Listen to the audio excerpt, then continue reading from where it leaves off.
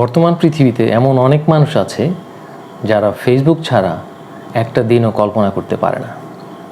তাহলে ফেসবুক ছাড়া যদি আমি চলি তাহলে আমার কি কি উপকার হবে?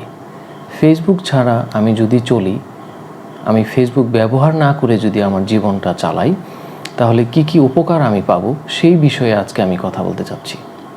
তাহলে শুরু থেকে শেষ পর্যন্ত ভিডিওটি অত্যন্ত মনোযোগ সহকারে দেখবেন, আশা করি উপকারে লাগবে। বিষয়টি অনেকের কাছেই খুব হাস্যকর মনে হতে পারে। অনেকে বলবে কি পাগলের প্রলাপ বকছে, কিন্তু প্রত্যেকটি অনেক বেশি সত্যি কথা। আপনি আপনার ইমোশনের একটু বাইরে গিয়ে একটু প্র্যাকটিক্যালি ভাববেন, তাহলে আপনি এই প্রত্যেকটি কথার সত্যতা যাচাই করতে পারবেন। প্রথমেই যেই বেনিফিটস নিয়ে আমি কথা বলছি, নাম্বার 1 বেনিফিট হচ্ছে গেটিং মোর ফ্যামিলি টাইম। গেটিং মোর ফ্যামিলি টাইম। আমরা বাংলাদেশে গত 10 দিন যাবৎ অনিচ্ছাকৃতভাবেই কিন্তু ফেসবুকের বাইরে আছি। আর যদি আমি ভুল না করি, আমার প্রথম যে পয়েন্টটা, যে আমরা আরও বেশি ফ্যামিলির সঙ্গে সময় কাটাতে পারছি। আর কিভাবে আমরা সময় কাটাচ্ছি সেই বিষয়ে আমি ডিটেলসে না যাই, আমরা এই বিষয়টা অবশ্যই জানি। যদি ফেসবুক আমরা ব্যবহার থেকে বিরত থাকি, তাহলে খুব কোয়ালিটি সম্পন্ন সময় কিন্তু আমরা আমাদের পরিবারের সাথে কাটাতে পারি। দ্বিতীয় যে পয়েন্টটা, সেটি হচ্ছে লেস ওয়েস্ট টাইম। মানে আমরা অনেক বেশি কম সময় অপচয় করব। যদি আমরা ফেসবুকে না থাকি রেগুলারলি, তাহলে কিন্তু আমরা খুব কম সময় আমরা ওয়েস্ট করব। তৃতীয় যে বিষয়টা হচ্ছে গেট রিড অফ কম্প্যারিজন।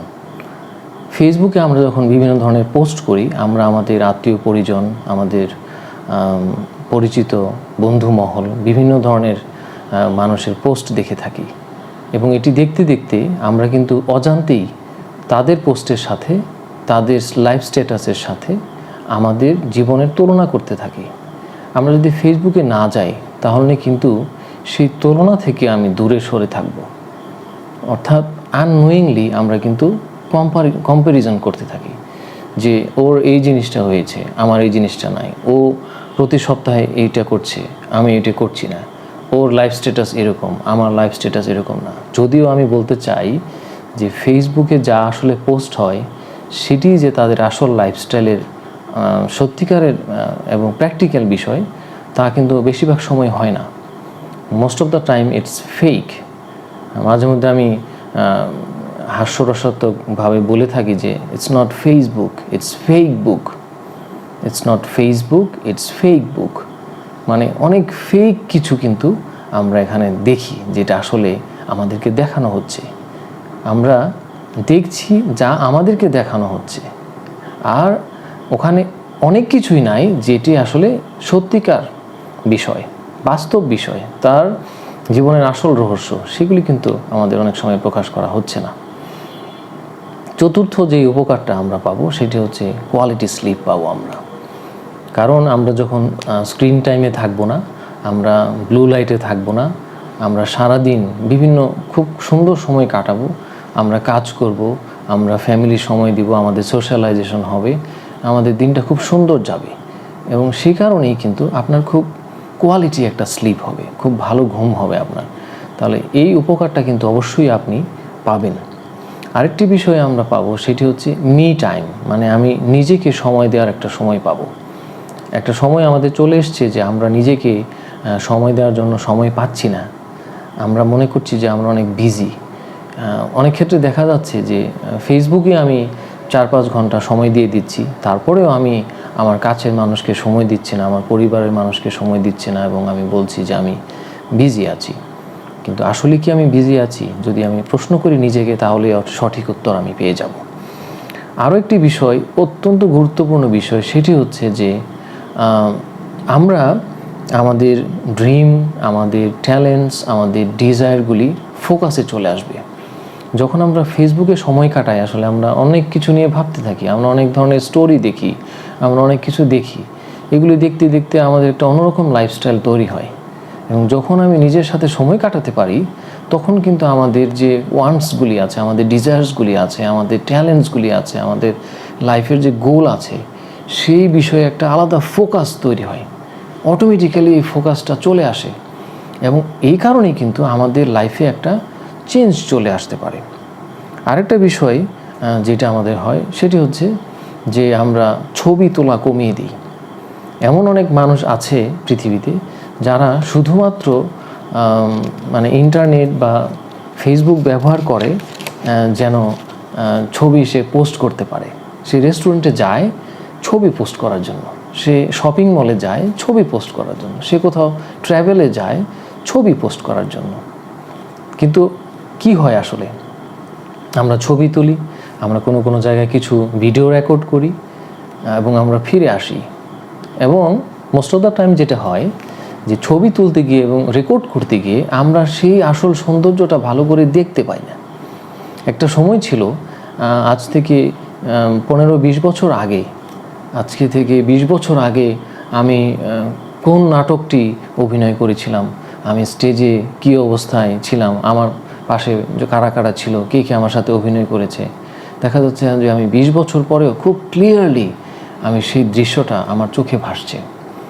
ওয়ারেজ বর্তমানে অনেক কিছুই আছে, যখন আমরা কোথাও হয়তো যাচ্ছি, ঘুরতে যাচ্ছি, তো ছবি এবং পোস্ট এবং ভিডিও রেকর্ডিং, রিলস তৈরি করা, এগুলি এতই বেশি হাইলাইটেড হচ্ছে যে আমি কোন জায়গায় গিয়েছিলাম, আসলে ওখানে কোন বিষয়টি দেখার দরকার ছিল, কোন বিষয়টি হাইলাইট হতে পারতো, আসলে আমরা খুব গুরুত্ব সহকারে দেখতে পারতাম, সেগুলি আসলে না দেখে আমরা রেকর্ডিং, আমরা ভিডিও করা, আমাদের টিকটক ভিডিও বানানো, এই সমস্ত বিষয়ে আমরা কিন্তু ব্যস্ত হয়ে পড়ছিলাম।